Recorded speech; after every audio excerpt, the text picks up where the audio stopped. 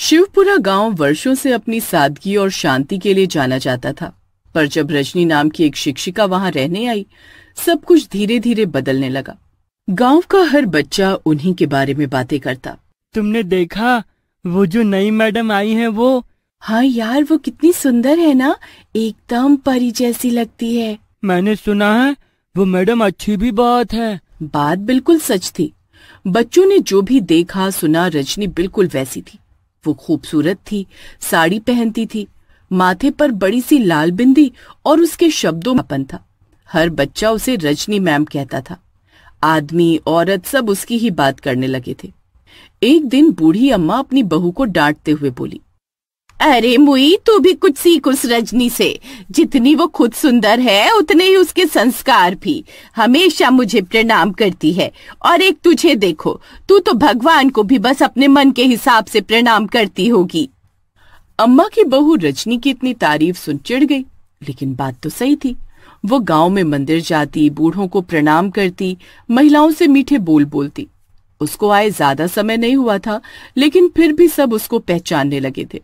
ऐसा लग रहा है मानो इस गांव में साक्षात देवी आ गई हो। तभी वहाँ रजनी आ जाती है।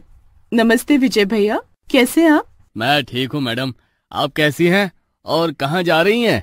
वो भैया, मैं वो पुरानी हवेली किराए पर लेने की सोच रही हूँ। बच्चों को अब उसी में ट्यूशन दिया करूंगी।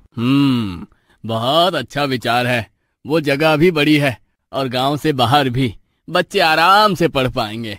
जी भैया। शहर से आई महिला इतनी सुलझी और संस्कारी, ये देखकर सब हैरान थे। रजनी मैम ने गांव के बाहरी हिस्से में एक पुरानी हवेली किराए पर ली थी। वहीं वो बच्चों को ट्यूशन देती थी। पर एक दिन अकेली गली में रजनी जा रही होती है। आसपास कोई नहीं है, यहीं पर मौका है अपने असली रूप में आने का। रजनी अपने असली रूप में आ जाती है, जो एक भयानक चुड़ैल का होता है। कितना अच्छा लग रहा है अपने रूप में आकर। कितना फालतू ड्रामा करना पड़ता है लोगों के सामने सबको नमस्ते करो। कोई नहीं जानता था कि रजनी की हंसी की परछाई में कैसा स्याह सन्नाटा छिपा है। जब कोई उसकी पीठ के पीछे खड़ा होता तो विचित्र होता।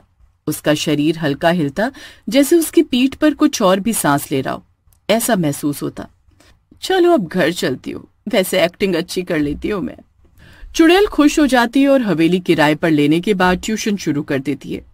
लेकिन पुरानी हवेली जहाँ ट्यूशन लगती थी, वहां दिन में चहल पहल होती, पर रात में अजीब आवाजें आती, जैसे कोई फर्श पर नाखून घसीट रहा हो।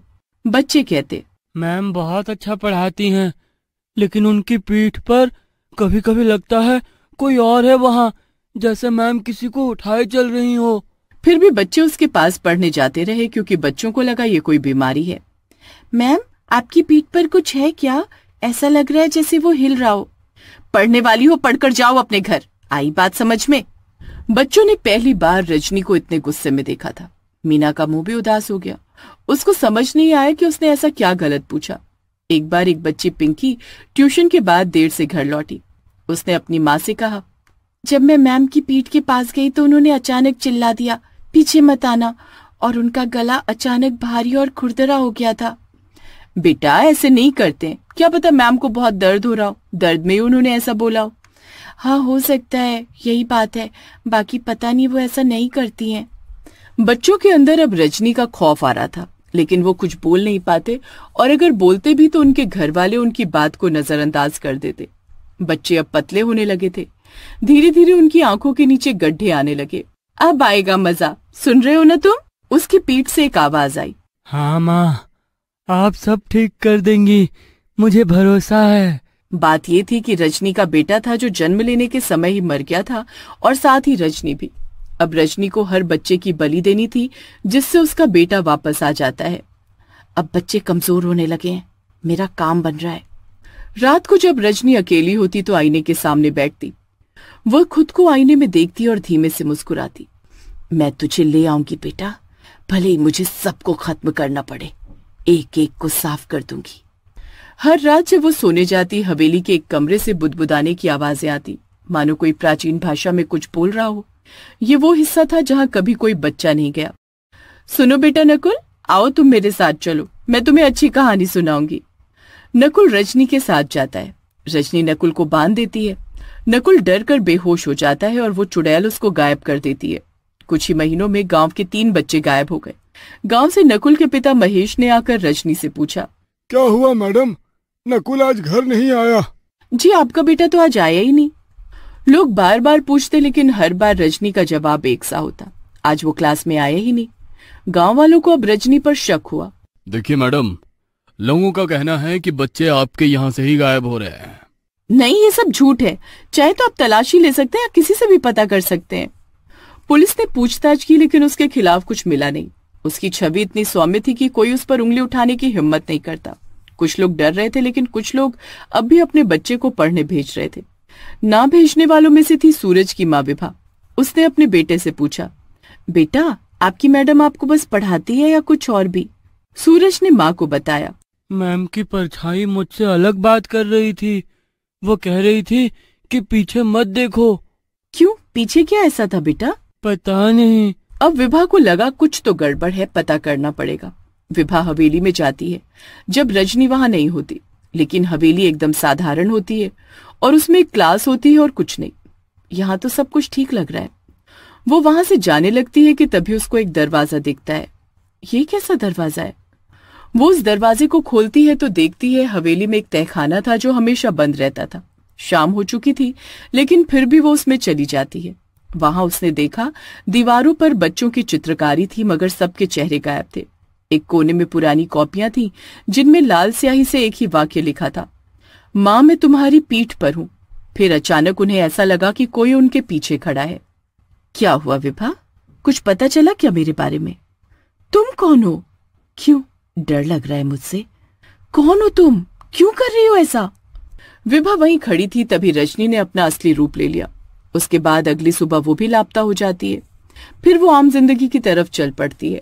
वो दिन में वैसी ही थी, साड़ी में, संस्कारी, माँ से बच्चों के रिपोर्ट कार्ड पर बात करती। पर रात को उसकी आंखें गहरी काली हो जाती। हवेली के एक कमरे में वो एक पुरानी लकड़ी की कुर्सी पर बैठती और पीठ से झूलता उसका बेटा प्यार से मुस्कुराता हुआ। कैसा रहा बेटा आज का दिन? माँ, मुझे बाहर आना है। और कितना समय लगेगा? बस और कुछ दिन बेटा, फिर मैं और तुम यहाँ से बहुत दूर साथ रहेंगे। रात में रजनी की पीठ बाहर आती और बुदबुदाते हुए कहती, मुझे और चाहिए और आत्माएं चाहिए, फिर मैं आजाद हो जाऊंगा। रजनी की पीठ असल में एक बच्चा था, एक राक्षसी आत्मा के लिए जो बच्चों की ऊर्जा से जिंदा होता। चलो बेटा ट्यूशन जाओ, आज तुम्हारा पेपर है ना? रजनी मैम ने ऐलान किया कि ट्यूशन की वार्षिक परीक्षा रात में होगी। माता पिता ने सवाल उठाया पर रजनी ने कहा, ये परीक्षा खास है, बच्चों की क्षमता परखी जाएगी।